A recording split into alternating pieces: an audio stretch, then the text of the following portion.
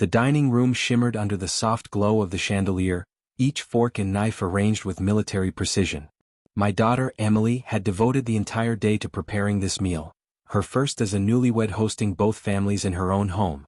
Me?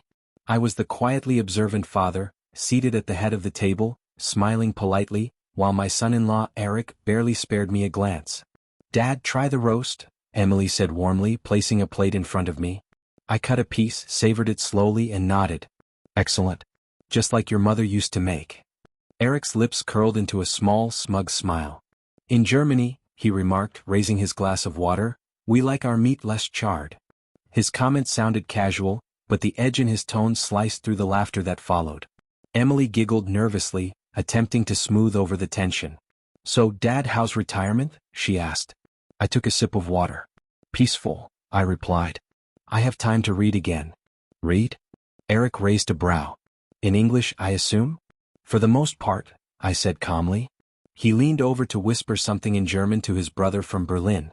They chuckled quietly, unaware that I understood every word. "You're like an old piece of furniture," he mocked. "Nice but useless." I didn't react. I just sipped my water, calm as a still lake.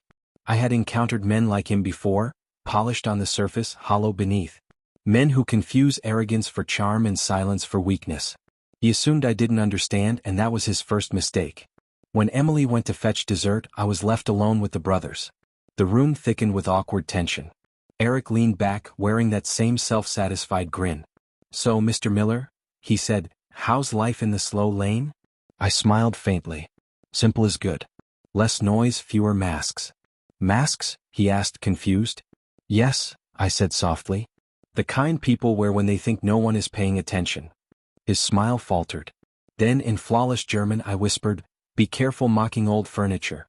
Some pieces hold more history than you realize." His color drained. His brother's eyes widened. I leaned forward slightly, voice steady but firm. "I lived in Munich while you were still in diapers. I hear every word you say." Silence enveloped the room. Eric attempted a laugh. "Just a joke," he stammered. "Yes," I replied evenly. "But jokes reveal more about the teller than the target." Emily returned, beaming, carrying a tray. "Who wants apple pie?" "Perfect," I said with a gentle smile. "Let's enjoy it. I think we all just learned something sweet tonight." The rest of the evening passed in strained quiet. Eric barely spoke, his confidence deflating like air from a leaky tire. When it was time to leave, Emily hugged me tightly. "Dad, thank you for coming." "I'm glad you and Eric are getting along," she whispered. I chuckled softly. "We understand each other now," I said.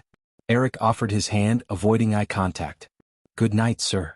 "Good night, Eric," I replied, smiling. Respect is universal. Never forget that. A few days later, Emily called. "Dad." Eric told me what happened. "Oh," I replied lightly. "He feels terrible," she continued. "He didn't know you spoke German. He wants to apologize. Can he come over this weekend?" I smiled. "Of course." When Eric arrived, he was a changed man, humble, anxious, holding 2 bottles of sparkling water instead of wine. "Mr. Miller," he said, extending his hand. "I was rude. I'm sorry." "Apology accepted," I said firmly. "Remember this, Eric. One day you'll be the elder at the table and your children's partners will be watching. Treat those who came before you with respect." "I understand," he said sincerely. "I've learned my lesson." "Good," I said with a faint smile. "Now, about that German pronunciation." He chuckled. "Maybe you could teach me." "Gladly," I said. Respect begins with listening. That evening we sat together in my study, repairing the old clock that had ticked through Emily's childhood. As its soft chimes filled the room, I realized wisdom doesn't always need to shout. Sometimes it speaks quietly with patience and clarity. Watching Eric absorb the lesson, I saw respect flicker in his eyes. Kindness isn't weakness, it's strength held in reserve. And sometimes a few quiet words, spoken in an unexpected language, are enough to humble even the proudest man.